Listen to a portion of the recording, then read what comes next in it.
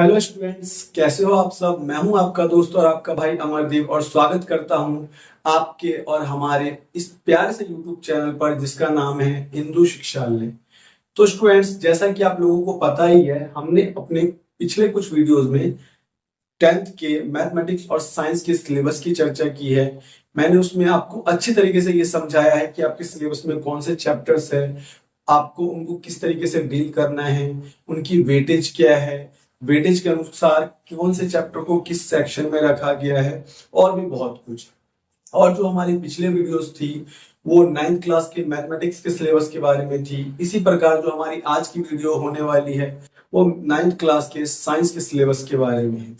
जी हाँ बच्चों, तो आज मैं आपको बताऊंगा आपके साइंस के सिलेबस में टोटल ओवरऑल कितने चैप्टर्स रखे गए हैं, कौन से चैप्टर फिजिक्स के हैं, कौन से केमिस्ट्री के हैं, कौन से बायोलॉजी के हैं, किस तरीके से आपको इनको पढ़ना है, क्या कुछ चैप्टर 8 से रिलेटेड है, 9th में नया क्या है, 9th के साइंस के बुक में कौन से चैप्टर्स को आपको किस तरीके से डील करना है, सभी चैप्टर्स की वेटेज क्या है, और भी ऐसे बहुत सारे क्वेश्चंस जो साइंस के सिलेबस को लेकर बहुत सारे बच्चों के मन में डाउट होते हैं।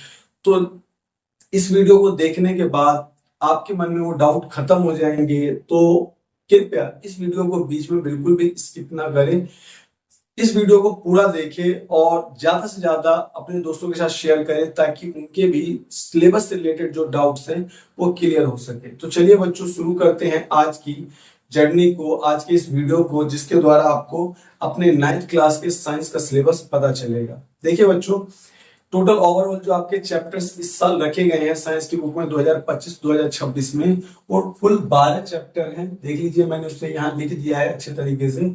टोटल 12 चैप्टर आपके सिलेबस में है, जिनके नाम इस प्रकार है। जैसे पहला चैप्टर आपका मैटर इन आवर सराउंडिंग्स है। इसी तरीके से दूसरा chapter is matter around us pure है। थर्ड चैप्टर हमारा एटम्स एंड मॉलिक्यूल्स है। फोर्थ चैप्टर हमारा स्ट्रक्चर ऑफ एन एटम है। Fifth chapter the fundamental unit of life है। सिक्स चैप्टर टिश्यू है। सेवन चैप्टर मोशन है। Eight chapter force and laws of motion है। Nine chapter gravitation है। 10 chapter work and energy है। 11 chapter sound है और 12 chapter improvement of food resources है। यानी जैसा कि देखा आप बच्चों आपने कि आपके सिलेबस में ओवरऑल टोटल 12 चैप्टर रखे गए हैं। तो आपको अच्छे से पता होगा, और मैं पिछले 10th के सिलेबस में जब मैंने एक्सप्लेन किया था तो आपको बताया था साइंस को टोटल 3 भागों में डिवाइड किया जाता है, mainly physics, chemistry, biology. 9th का सिलेबस भी इसी तरीके से डिवाइडेड है। तो चलिए मैं आपको बताता हूँ 9th के सिलेबस में कौन से ऐसे चैप्टर्स हैं जो फिजिक्स में आते हैं, कौन से ऐसे चैप्टर्स हैं जो बायोलॉजी में आते हैं, और कौन से ऐसे चैप्टर्स हैं जो केमिस्ट्री में आते हैं। ठीक है बच्चों, ध्यान दीजिए, मैंने यहाँ लिख दिया है जो आपके इस साल 9th क्लास में फिजिक्स के चैप्टर होने वाले हैं वो है 7, 8, 9, 10, 11। कॉन्टिन्यूअस 7 to 11 आपके फिजिक्स के चैप्टर हैं। एक बार देख लीजिए, यहाँ 7 चैप्टर आपका मोशन है। 8 चैप्टर आपका force and laws of motion है। 9 चैप्टर आपका ग्रेविटेशन है। 10 चैप्टर आपका वर्क एंड एनर्जी है। 11 चैप्टर आपका साउंड है। तो बच्चों, टोटल ओवरऑल आपके फिजिक्स के जो चैप्टर हैं वो 5 चैप्टर रखे गए हैं कुल मिलाकर। आइए देख लेते हैं केमिस्ट्री के कौन से चैप्टर हैं जो आपके सिलेबस में है। ध्यान दीजिए, first, second, third and fourth continuous 4 chapter, लगातार चैप्टर जो हैं वो केमिस्ट्री के हैं। देखिए ऊपर, matter in our surroundings, is matter around us pure, atom and molecules and structure of an atom. यानी कुल जो ओवरऑल केमिस्ट्री में जो है 4 चैप्टर आपके सिलेबस में रखा गया है।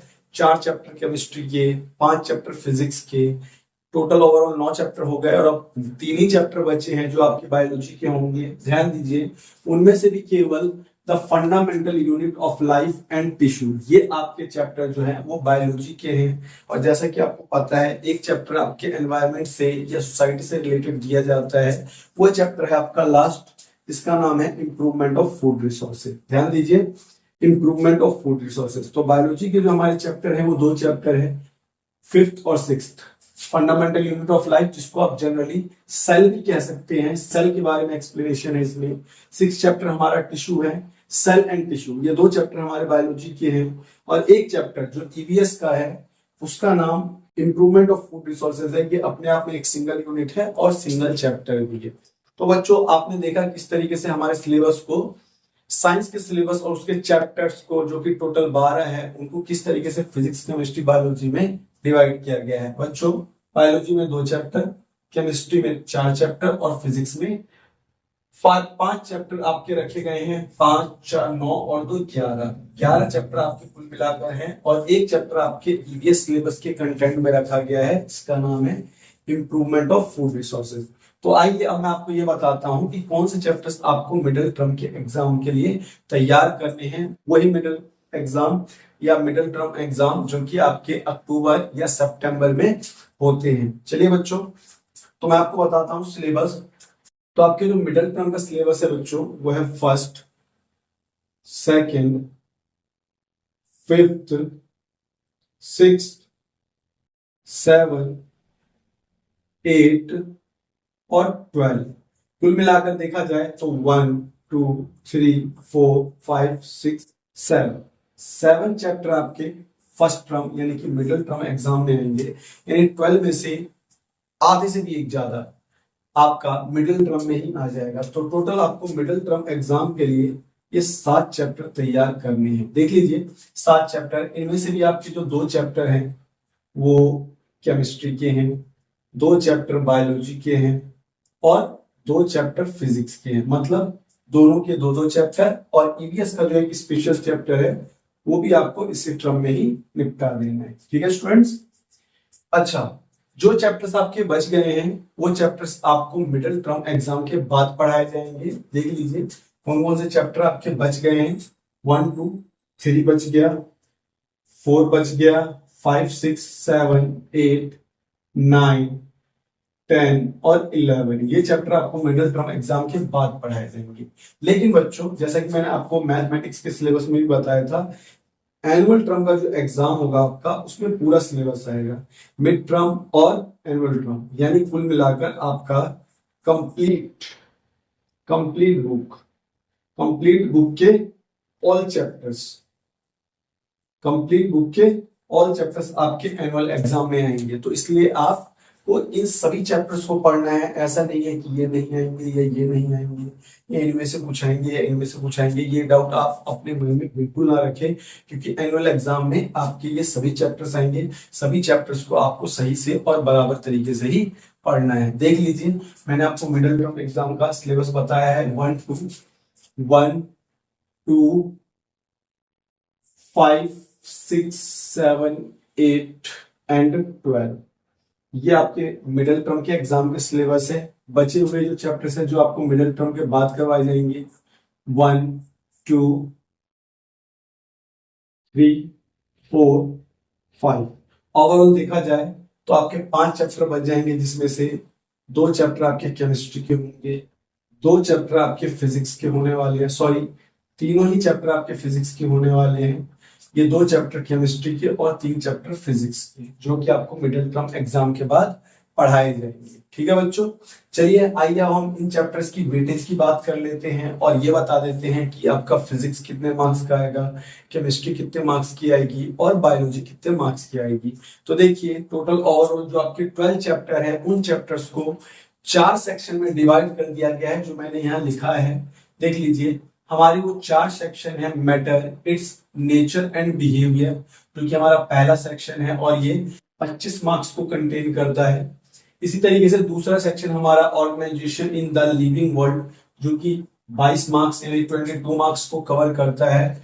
तीसरा सेक्शन हमारा मोशन, फोर्स एंड वर्क है, जो कि ओवरऑल 27 नंबर को कवर करता है। ध्यान से देखिए कि टोटल 27 सबसे ज्यादा मार्क्स वाला सेक्शन। और लास्ट हमारा जो चैप्टर है या लास्ट सेक्शन कह लीजिए, ये हमारा 6 नंबर का है। अपने आप में ही एक चैप्टर भी है और एक सेक्शन भी है, जैसा कि मैंने आपको बताया था। तो ध्यान दीजिए बच्चों, जो हमारा पहला सेक्शन है वो पूरा केमिस्ट्री का सेक्शन है, और जैसा कि मैं आपको बता ही चुका हूं केमिस्ट्री के हमारे 4 चैप्टर है। यानी इस सेक्शन में हमारे 4 चैप्टर आते हैं, 1, 2, 3 एंड 4, ये 4 चैप्टर आपके 25 मार्क्स के हैं, या मैं यूं कहूं केमिस्ट्री जो है आपकी वो ओवरऑल 25 मार्क्स की है। इसी प्रकार जो आपकी बायोलॉजी है वो 22 नंबर की है, और बायोलॉजी में मैंने आपको केवल 2 चैप्टर ही बताए थे, सेल एंड टिश्यू, केवल 2 चैप्टर, और वो है आपके 22 मार्क्स के। बायोलॉजी अपने आप में देख लीजिए कितना मार्क्स यहाँ कंटेन कर रहा है, बायोलॉजी को स्किप बिल्कुल नहीं कर सकते। 2 चैप्टर है, बहुत आसान है, अगर आप पढ़ेंगे तो आपको और भी आसान लगेगा, नहीं पढ़ेंगे तो कठिन लगेगा। ध्यान से देखिए, बाकी जो हमारा तीसरा सेक्शन है मोशन, फोर्स एंड वर्क, ये हमारा फिजिक्स का सेक्शन है, और ये ओवरऑल 27 मार्क्स का है। हाँ, 27 मार्क्स। देखिए मैंने आपको पहले ही बता दिया कि फिजिक्स में हमारे टोटल 5 चैप्टर है, 1 2 3 4 एंड 5, 5 चैप्टर, 7 8 9 10 एंड 11, ये हमारे सभी चैप्टर्स फिजिक्स के हैं, और ये सारे फिजिक्स के चैप्टर मिला के 27 मार्क्स के होते हैं। ध्यान से देखिए कि हमारा लास्ट सेक्शन है, और लास्ट चैप्टर भी जो अकेले ही 6 नंबर का है, और ये काफी आसान चैप्टर है। इस चैप्टर में सोसाइटी के बारे में आप पढ़ेंगे, फूड के बारे में पढ़ेंगे, और ये हमारा लास्ट चैप्टर है, और अपने आप में ही 6 नंबर है, आसानी से आप इसे कर सकते हैं। हो सकता है कुछ बच्चों को फिजिक्स कठिन लगती हो, कुछ बच्चों को केमिस्ट्री कठिन लगती हो, कुछ को बायोलॉजी भी लग सकती है, तो कुछ बच्चे अलग अलग सेक्शन से मार्क्स तैयार करते हैं। लेकिन मैं आपको कहूंगा जो भी चैप्टर्स आपको आसान लगते हैं पहले आप उनको पढ़िए, उसको बेस लगाकर फिर दूसरे चैप्टर्स की तैयारी कीजिए, इससे साइंस थोड़ी आसान लगेगी। बाकी मैं भी आपके साथ इस जर्नी में जुड़ चुका हूं, जो कि साइंस और मैथमेटिक्स की बिल्कुल आपको ए से लेके जेड तक पूरे लो लेवल से हाई लेवल तक ले जाने की पूरी कोशिश करूंगा।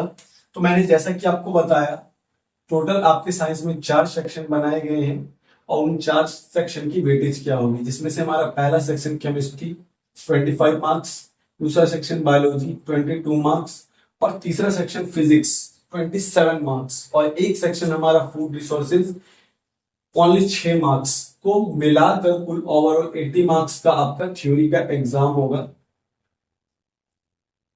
और जैसा कि आपको मैंने काफी बार बता दिया, दोबारा रिपीट कर रहा हूं, इंटरनल असेसमेंट के कुछ मार्क्स होते हैं, कुछ क्या यूं कहूं 20 मार्क्स होते हैं, जो कि कुल मिलाकर आपके 100 मार्क्स बनते हैं। और फिर वही बात, पास होने के लिए आपको 33 लाने हैं, लेकिन आपको 33 के बारे में सोचना नहीं है, बिल्कुल नहीं, बिल्कुल नहीं। आपको 100 में से 33 मार्क्स के बारे में सोचना नहीं है, जैसा कि मैंने आपको पहले भी बताया था। 100 में से आपको सोचना है 50 के बारे में, 60 के बारे में, तब आपके 33 आएंगे। या फिर मैं यूं कहूं 90 के बारे में सोचिए, ये सबसे ज्यादा बेस्ट है। ठीक है, तो 100 में से पास होने की बिल्कुल ना सोचिए, अच्छी पढ़ाई करने की सोचिए, और ज्यादा से ज्यादा मार्क्स लाने की सोचिए। तो बच्चों, जैसा कि मैंने आपको बताया, साइंस के आपके ओवरऑल चैप्टर्स 12 हैं, उनको किस तरीके से फिजिक्स केमिस्ट्री बायोलॉजी में डिवाइड किया गया है, फिजिक्स केमिस्ट्री बायोलॉजी के अनुसार उनके सेक्शन क्या है और उनकी मार्क्स वेटेज क्या है, किस तरीके से आप उनको डील करेंगे, पढ़ेंगे, समझेंगे, मैं भी आपको समझाऊंगा, मैं भी आपकी हेल्प करूंगा। तो जैसा कि आपको पता है केमिस्ट्री कैसे पढ़ी जाती है, इसमें आपको फॉर्मूलाज याद करने होंगे, केमिस्ट्री को समझना होगा, बेसिक से समझना होगा।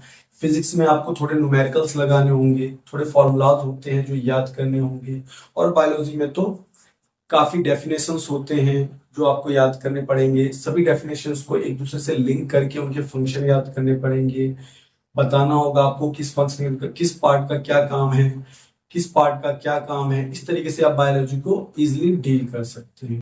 ठीक है बच्चों, तो मैंने आपको आज ओवरऑल साइंस का कंप्लीट सिलेबस और पैटर्न आपको सही तरीके से एक्सप्लेन किया है। फिर भी अगर कुछ बच्चों को इस सिलेबस को लेकर, मेरे बताए हुए एक्सप्लेनेशन को लेकर कुछ डाउट है, कुछ प्रश्न है, या फिर और भी कुछ आपके मन में जो है, जो कुछ आप कहना चाहते हैं, बताना चाहते हैं, अपनी राय देना चाहते हैं, तो कमेंट सेक्शन में जाके आप आसानी से वो सवाल हमसे पूछ सकते हैं, कह सकते हैं, या बता सकते हैं।